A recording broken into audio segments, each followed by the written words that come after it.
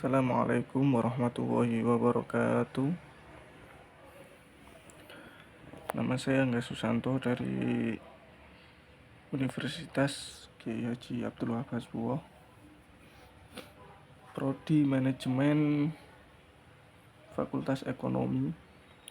Di sini saya akan menerangkan tentang sistem hukum dan korelasinya dengan bisnis.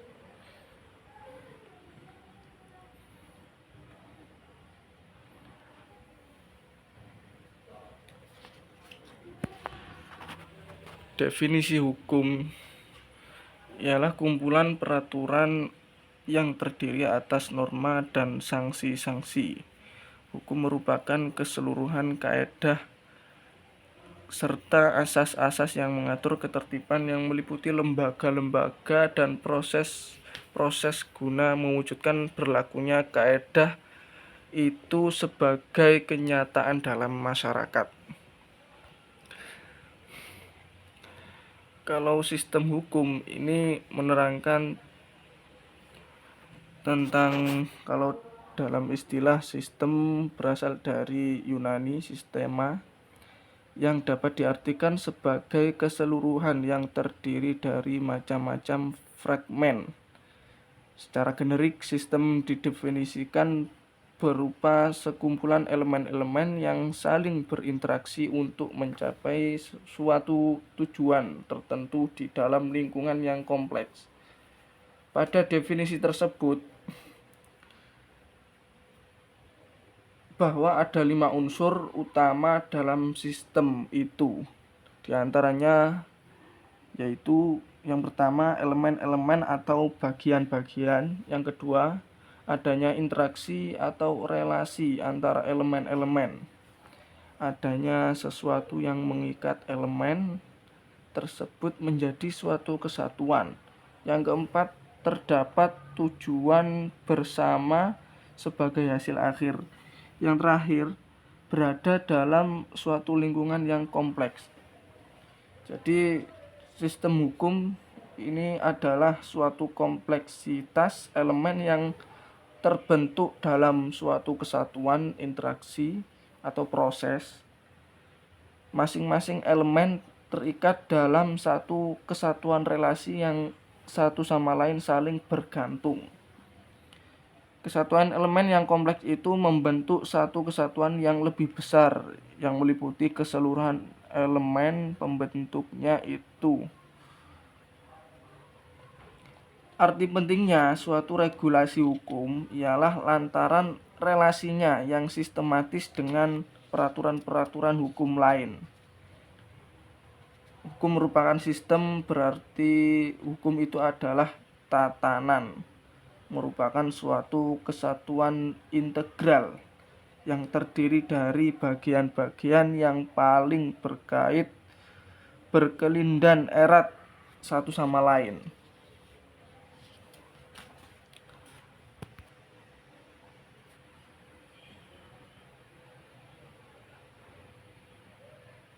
Selanjutnya jenis-jenis sistem hukum, ya, ini ada 7. Yang pertama, sistem civil law. Pada dasarnya sistem ini dianut oleh negara-negara Eropa yang berdasarkan atas hukum Romawi.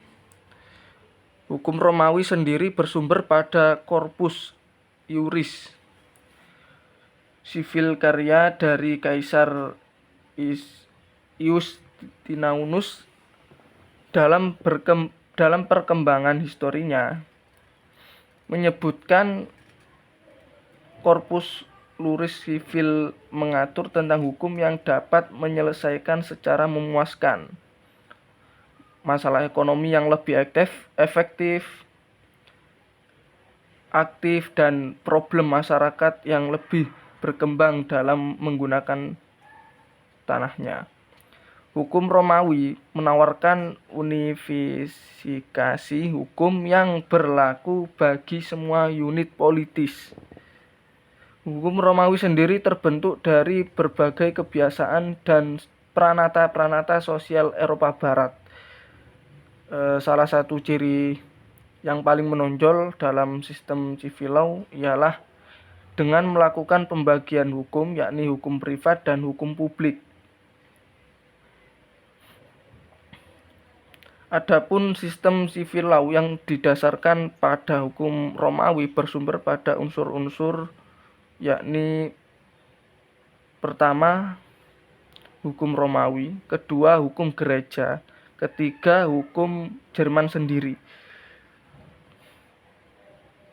Dalam sistem civil law, metode pendekatan yang digunakan oleh ahli hukum dalam ini para hakim, yakni abstrak dan teoritis, yaitu dengan menggunakan metode deduksi atau berangkat dari hal ihwal yang generik atau umum menuju kepada hal ihwal yang spesifik atau konkret. Terus yang kedua, sistem common law.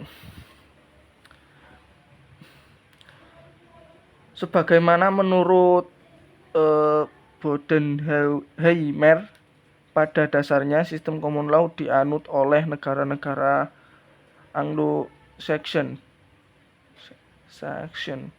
Dalam sistem ini mempunyai disparitas yang begitu signifikan dengan sistem civil law, seperti ditandaskan oleh Sajipto Raharjo yang menyolok antara kedua sistem civil law dan common law, yakni pada sistem common law menekankan pada ciri tradisional hukumnya, sementara sistem civil law memberikan aksentuasi pada ciri logis dan rasionalnya.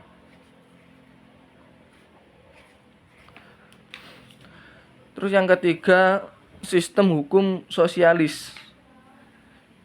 Awalnya berkembang dari negara dan dulunya disebut Republik Sosialis Uni Soviet yang kontemporer kita kenal dengan nama Rusia, yakni negara mana yang menganut paham komunis. Dalam sistem hukum sosialis, hukum ditempatkan sebagai alat atau instrumen untuk mencapai kebijakan sosialisme. Artinya, hukum berada pada posisi di bawah kebijakan sosialisme. Dalam konsep sistem hukum sosialis, hak kepemilikan pribadi atau privat tidak diperkenankan, dihilangkan dan diganti dengan kepemilikan. Terus yang keempat, sistem hukum Islam pada dasarnya dianut oleh negara-negara yang menganut paham agama Islam. Kebanyakan negara-negara yang ada di Timur Tengah dan sebagian di Asia Tenggara. Sistem hukum ini melandaskan kekuasaan yang didasarkan pada hukum Islam yang bersumber dari Al-Quran dan hadis.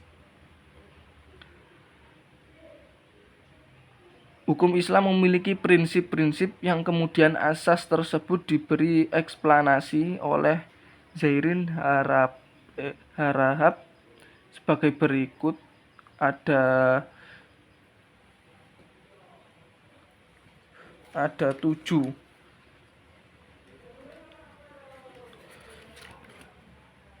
Ada 8. Yang pertama, prinsip kekuasaan sebagai amanah. Yang kedua, prinsip musyawarah. Yang ketiga, prinsip keadilan. Yang keempat, prinsip persamaan. Yang kelima, prinsip pengakuan. Dan yang keenam, prinsip peradilan bebas. Ketujuh, prinsip perdamaian. Dan yang terakhir, prinsip kesejahteraan. Itu macam-macam sistem hukum Islam. Selanjutnya, sistem hukum kanonik. Hukum gerejawi internal yang mengatur gereja Katolik, baik gereja Latin dan gereja Katolik Timur, Gereja Ortodok Timur, Kitab Hukum Kanonik dikeluarkan pada tanggal 25 Januari 1983 oleh Paus Yohanes Paulus dan berkekuatan hukum sejak minggu pertama. Konon ini menggantikan Kitab Hukum Kanonik yang dikeluarkan oleh Paus Benediktus pada tanggal 27 Mei 1917. Terus yang keenam, sistem hukum adat. Sistem hukum adat sebagian besar terdapat dalam lingkungan kehidupan sosial di Indonesia dan negara-negara Asia lainnya seperti Cina, India, Jepang, dan negara lain. Istilah hukum adat pertama kali dikemukakan oleh Snoek Hoorngrijn, seorang Belanda. Sumber hukum adat lumrahnya ada pada peraturan-peraturan hukum tidak tertulis yang tumbuh berkembang dan dipertahankan dengan kesadaran hukum masyarakatnya.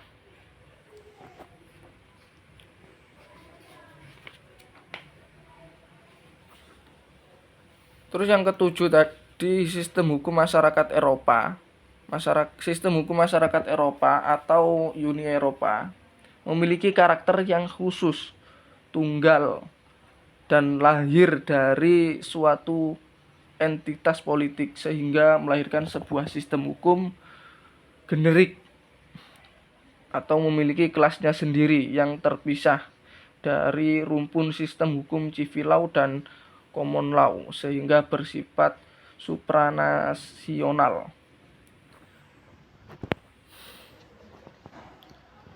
Terus bisnis. Definisi dari bisnis ialah serangkaian usaha yang dilakukan satu orang atau kelompok dengan menawarkan barang atau jasa untuk mendapatkan keuntungan atau laba. Sejumlah ahli memaparkan pendapatnya mengenai pengertian bisnis. Ada yang memberi pengertian bisnis adalah organisasi yang menyediakan barang atau jasa dengan maksud untuk mendapatkan laba atau keuntungan.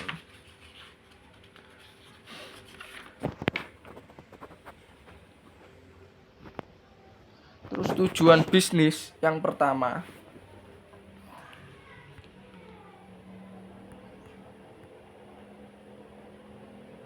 memenuhi kebutuhan hidup dengan sebuah jasa dan produk. Ini tujuan bisnis yang pertama. Dan yang kedua, menciptakan lapangan pekerjaan bagi masyarakat juga termasuk dalam tujuan bisnis.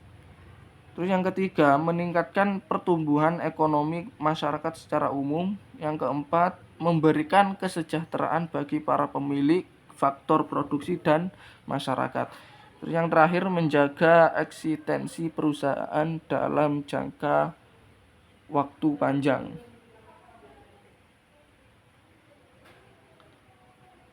Jenis-jenis bisnis. Yang pertama, bisnis ekstraktif. Kedua, bisnis agraris. Ketiga, bisnis industri, bisnis jasa, bisnis perdagangan, dan bisnis pariwisata. Bisnis ekstraktif ini bisnis yang bergerak dalam jenis pertambangan atau menggali bahan-bahan tambang. Contohnya pabrik semen, tambang timah, aluminium, tembaga, dan perum pertanian yang mengusahakan minyak dan gas bumi. Terus yang kedua, bisnis agraris. Bisnis yang bergerak di bidang pertanian. Contoh bisnis ini mencakup pertanian, perkebunan, perikanan, dan peternakan. Dan yang ketiga, bisnis industri. Aktivitas untuk menghasilkan barang dari pengolahan bahan baku menjadi barang setengah lalu diolah menjadi barang jadi. Contohnya usaha dalam sekitar rumah tetangga, sektor usaha kecil, sedang, dan besar. Terus yang keempat, bisnis jasa. Usaha yang bergerak di bidang pelayanan. Usaha ini memberikan layanan yang dibutuhkan orang lain. Contohnya kayak bimbingan belajar, rumah sakit, transportasi, hingga pelatihan. Terus yang kelima, bisnis perdagangan. Bisnis yang kegiatan utamanya ialah melakukan transaksi jual barang atau memperoleh laba. Terus yang terakhir, bisnis pariwisata. Usaha yang memanfaatkan alam, tatanan sosial, adat, dan kesenian berbagai daya tarik untuk wisatawan. Contohnya banyak dari bisnis pariwisata, misalnya hotel, pemandu wisata, kuliner, bus pariwisata, dan masih banyak lain.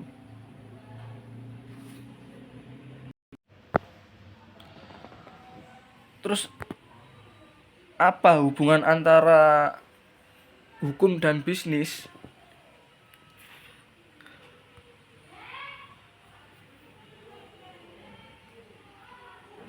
Dari segi definisi, hukum bisnis adalah peraturan yang dikeluarkan oleh pemerintah untuk mengatur perdagangan dalam kegiatan ekonomi guna mewujudkan keamanan dan ketertiban perekonomian Indonesia. Pada prinsipnya, hukum bisnis merupakan aturan tertulis oleh pemerintah, dimaksudkan untuk mengatur, mengawasi, dan melindungi semua kegiatan usaha, termasuk kegiatan industri, perdagangan, dan jasa, dan segala hal yang berkaitan dengan keuangan dan kegiatan usaha lainnya.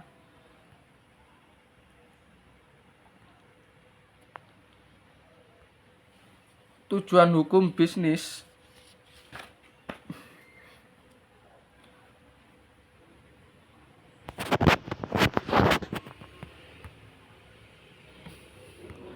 ada 4 tujuan hukum bisnis.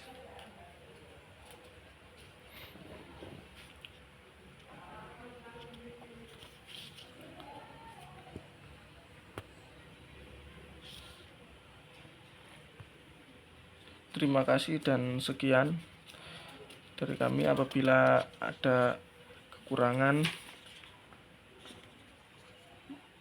mohon maaf yang sebesar-besarnya. Sekian, wassalamualaikum warahmatullahi wabarakatuh.